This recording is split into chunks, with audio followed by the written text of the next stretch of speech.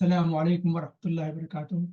قال اللہ تبارک و تعالیٰ فی الکلام المجید والفرقان الحمید فاعوذ باللہ من الشیطان الرحمن الرحیم ان اللہ وملائکتہ یصلون علی النبی یا ایھا الذین آمنوا صلوا علیہ وسلموا تسلیما اللہم صل محمد وعلی آل محمد کما صلیت علی ابراہیم وعلی آل ابراہیم انک حمید عقدۃ من لسانی یفقهوا قولی رب زدنی علما۔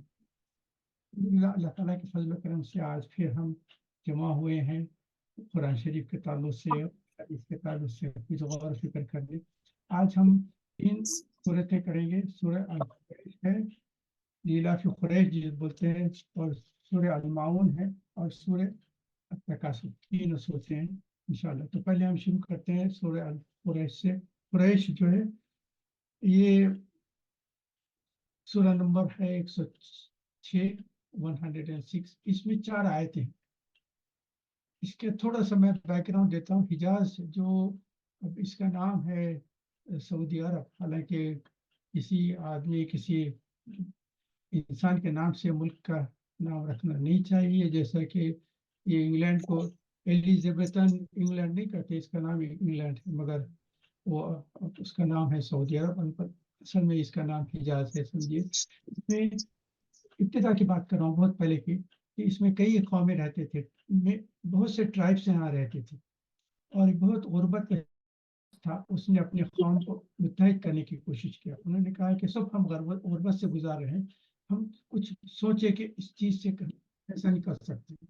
اور فہد کا نام قریش تھا، تو اس کی وجہ سے اس ٹرائب کا نام قریش کا نام تھا۔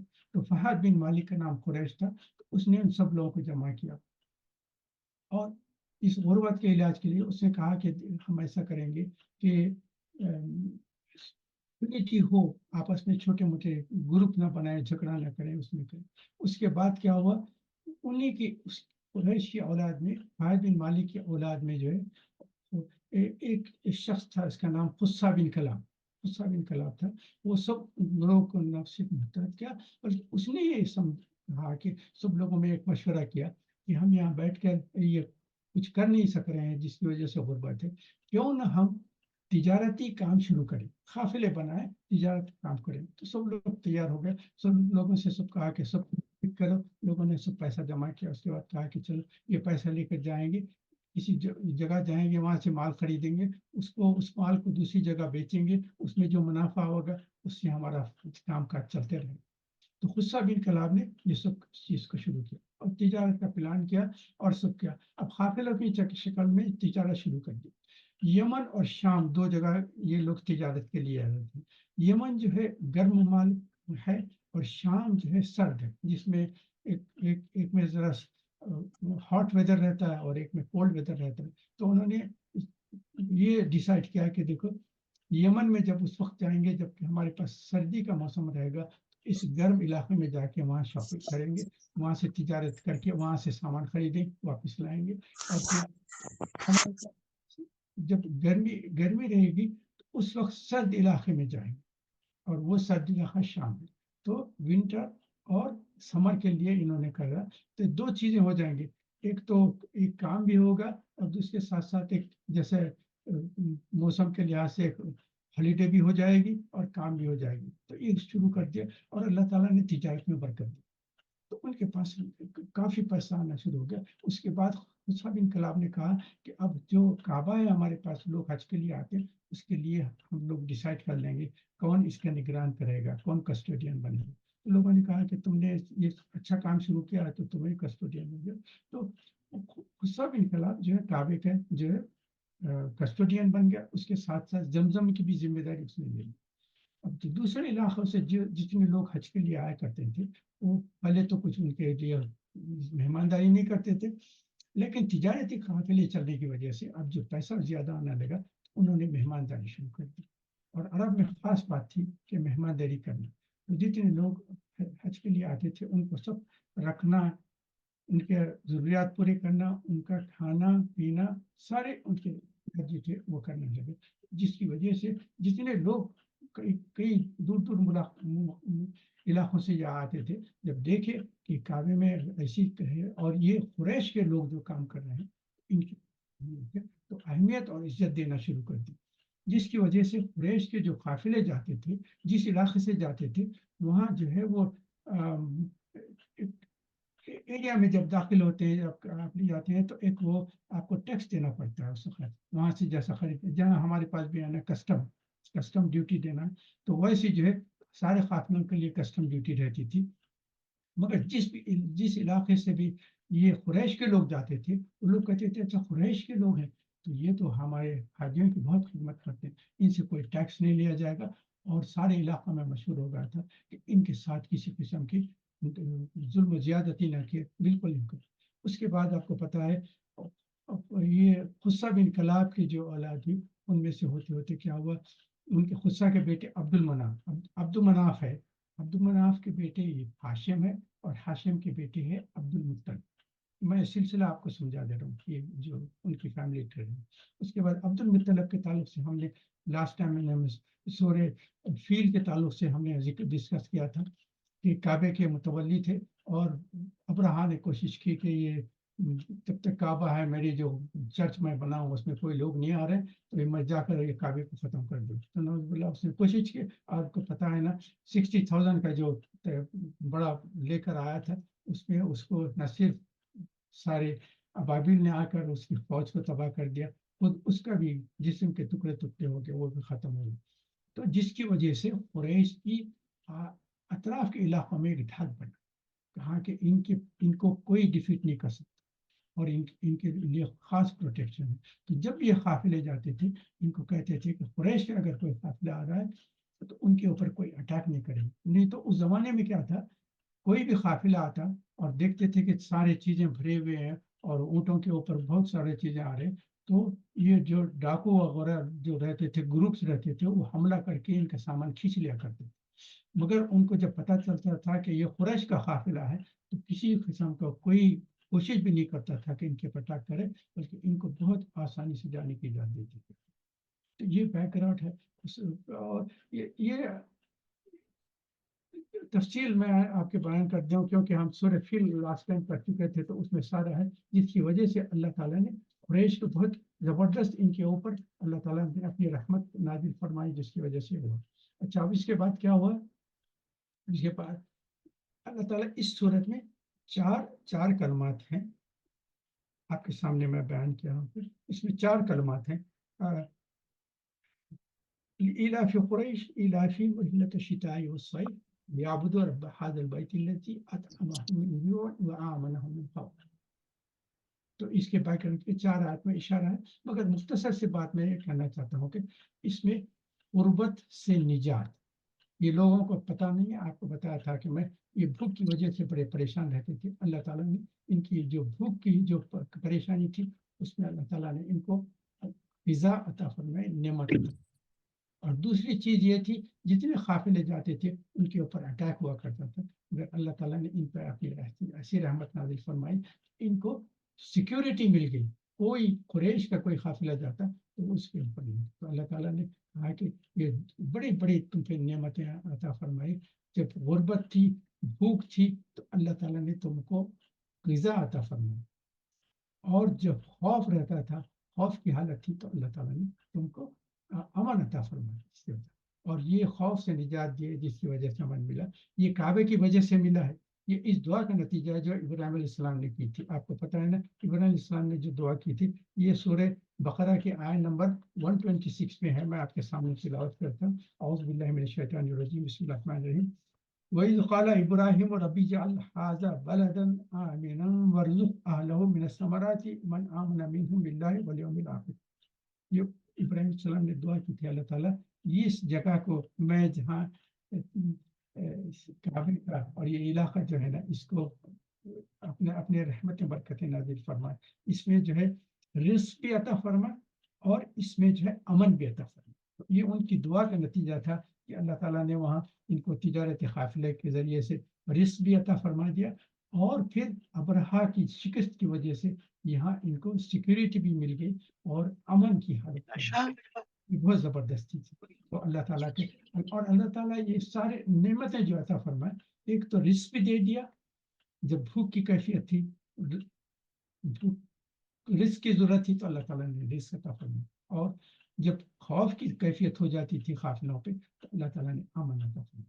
تو یہ جو نعمتیں ہیں اللہ تعالیٰ جو اس نعمتوں کا احسان ماننا چاہیے، احسان ماننا، اس کا شکر ادا کرنے کی ضرورت ہے۔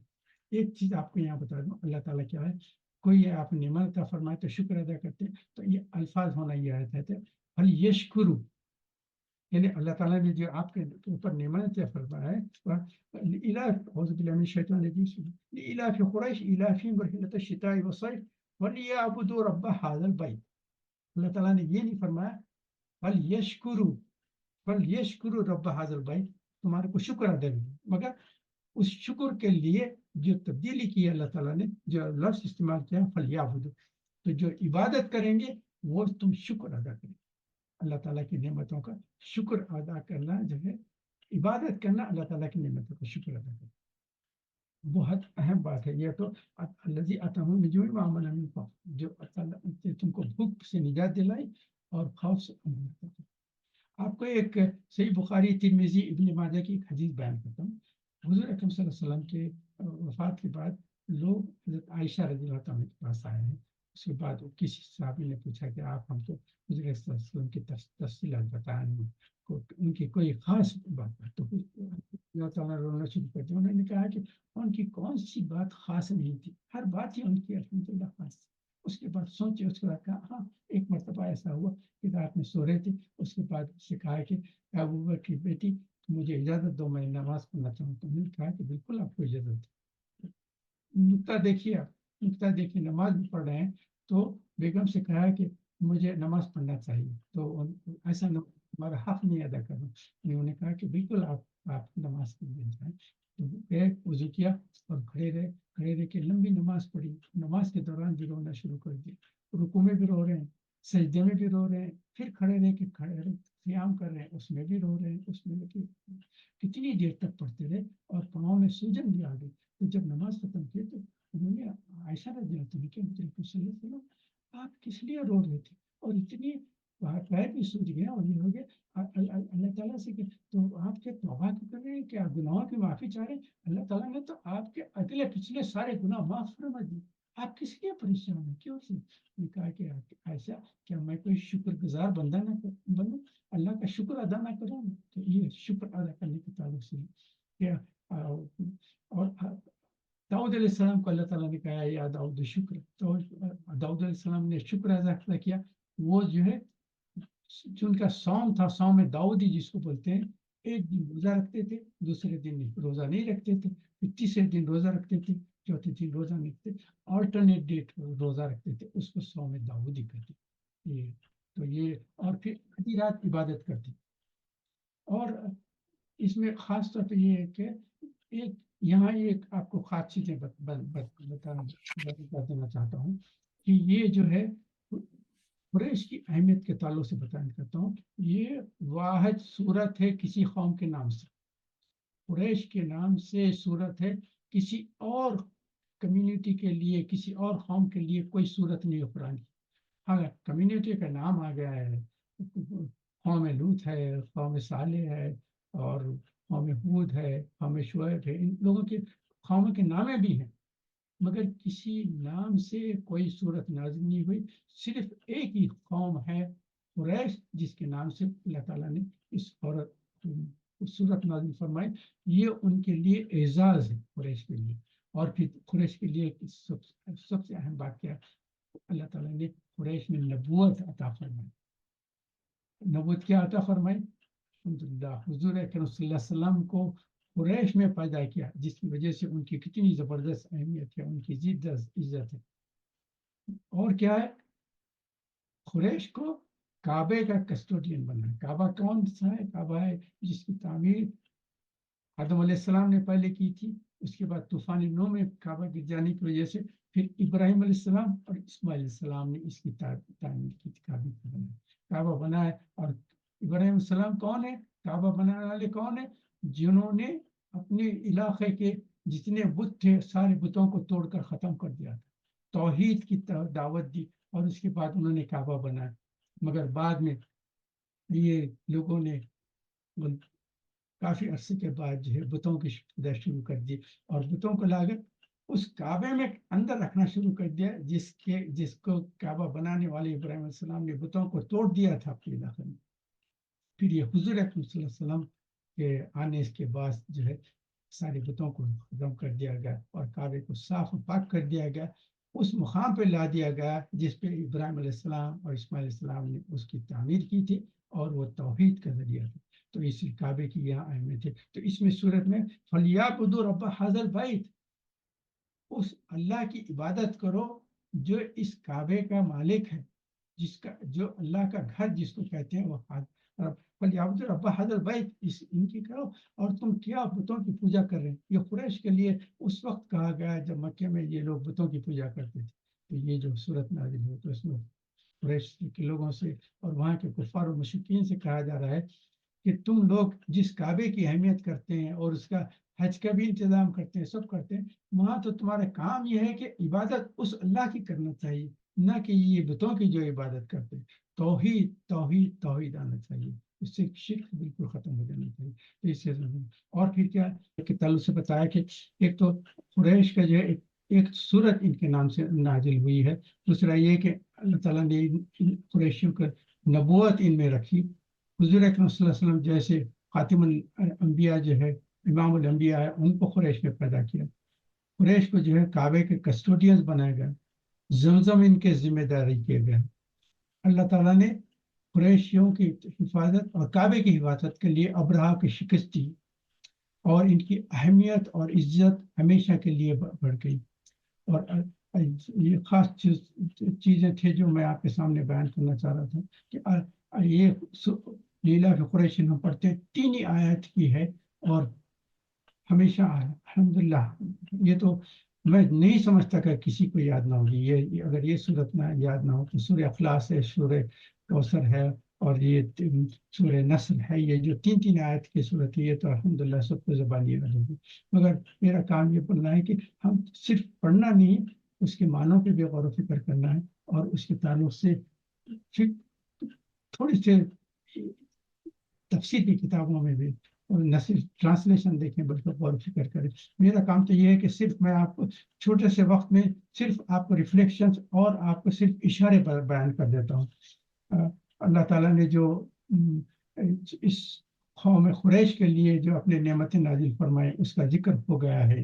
اللہ تعالیٰ اس کی صورت کی جو ہم نے تلاوت کی اور اس کے تعلق سے جو ریفلیکشن کی ہے، اللہ تعالیٰ اس کو اپنی رحمت کی طرف قبول فرما لے۔ آمین رب العالمین۔ سبحان ربک رب العزت عما یصفون، السلام علی المرسلین، الحمد للہ رب العالمین۔ السلام علیکم ورحمۃ اللہ وبرکاتہ۔